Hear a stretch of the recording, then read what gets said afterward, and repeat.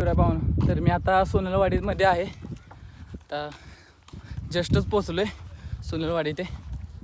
आता सोनलवाडी पास केले. आता लोटवाडीच्या दिशेने चाललो आहे.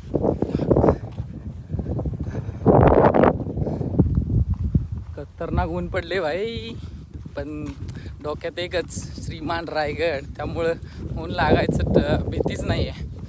तर महाराजांनी तर ऊन ऊन म्हणून तर बसले असते ना, तर एवढे किल्ले जिंकले नसते आपल्या महाराजांनी. त्यामुळं महाराज करू शकतात तर आपण पण करू शकतो. मी काय त्यांच्याशी तुलना नाही करत आपली. शिवराय भावानो, तर आता सोनलवाडीच्या मोहरा आलो आहे, एक 500 मीटरच्या आसपास. तर आता हे सोनलवाडीचं मंदिर आहे. तर इथून आता तर लोटवाडी 13 किलोमीटर आहे.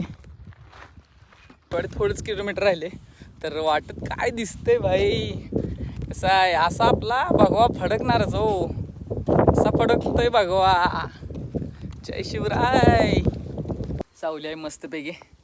आता इथं जेवण करायचं, थोड्या वेळ अर्धा तास बसायचं, मग जायचं लोटवाडीमध्ये. मुक्काम आहे आजचं. बाई जे व्हायचं नव्हतं तेच व्हायला लागले माझ्यासोबत. बॅगेने साथ सोडली बहुतेक, आता लागले सोडायला दिसते.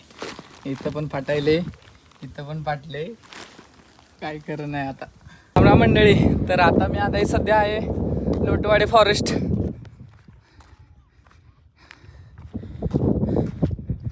सकाळपासून आता एवढं इथपर्यंत पोचलोय. मग वातावरण कडक ऊन पडले, कडक,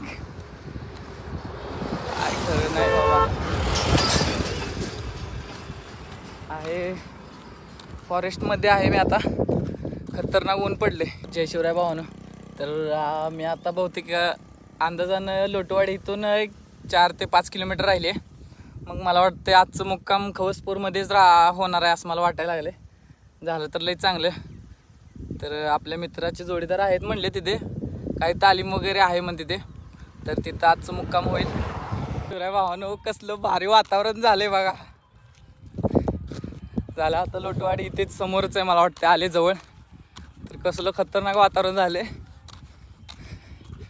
बहुतेक देवसुद्धा म्हणजे देवाला सुद्धा वाटतंय की भाव जावा श्रीमान रायगडला.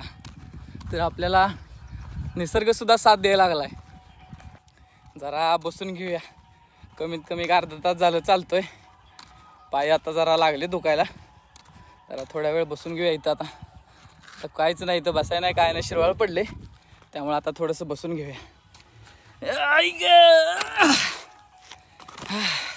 तर आता मी लोटवाडीमध्ये पोचलोय. आता इथून खवसपूरला पण जावं लागणार आहे. आता इथं मुक्काम नाही चालणार मला वाटते. तर हा आहे लोटवाडीचा मसोबा.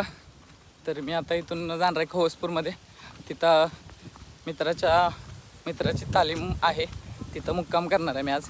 शिवराय भावानं, तर ही आहे तालीम. तर आज मी ह्या तालीममध्ये मुक्काम करणार आहे.